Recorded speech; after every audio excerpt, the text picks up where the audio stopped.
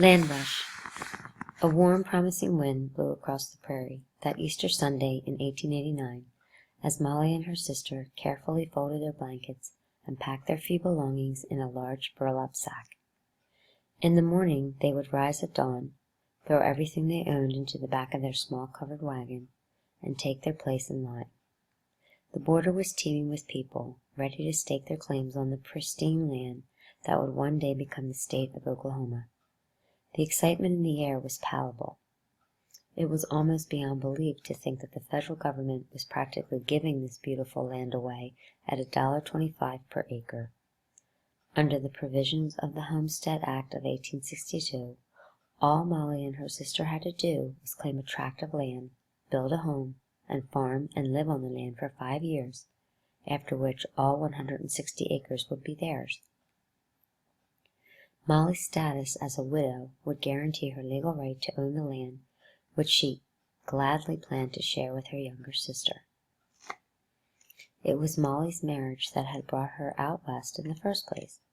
Having grown up on a farm in upstate New York, Molly found St. Louis to be quite a change from her rural lifestyle. She had loved her husband, though, and was happy to follow him anywhere, even to this polluted city with its crowded streets and foul-smelling factory air. St. Louis was known far and wide for its superior iron production, and its foundries belched their black smoke into the sky every day. The foundries turned out wrought iron products from stoves to tools to the elaborate pointed fences that were common in some of the bourgeois neighborhoods of St. Louis. It was hard enough to deal with the loss of her husband, but Molly felt that the Iron City was making her heart harden like a piece of molten metal. She longed to enjoy the beauty of the countryside, to breathe fresh air, and to make a clean start with her life. The construction of the Eads Bridge in St. Louis had connected east and west rail lines, facilitating travel across the Mississippi River to the open expanse of unsettled western territories. Molly laminated the ease with which others might follow her from the city to this beautiful, untouched natural landscape. Nevertheless, she chose not to worry about future development. 160 acres would be quite enough land to create her own natural oasis away from city life. Molly and her sister knew that carving out a new existence for themselves in the middle of nowhere would not be an easy task, but they were young, hardy, and unafraid. Other women had used the Homestead Act to become independent homeowners. Many of them were driven to establish lifestyles free of the seemingly inescapable expectation of marriage and family. In addition to fearing a general loss of legal rights, female homesteaders were particularly loath to marry once they had become property owners. The government allowed only one homesteader per family, so if a woman married a man who had also staked a claim, she would likely lose her land and all that she had worked so hard to establish.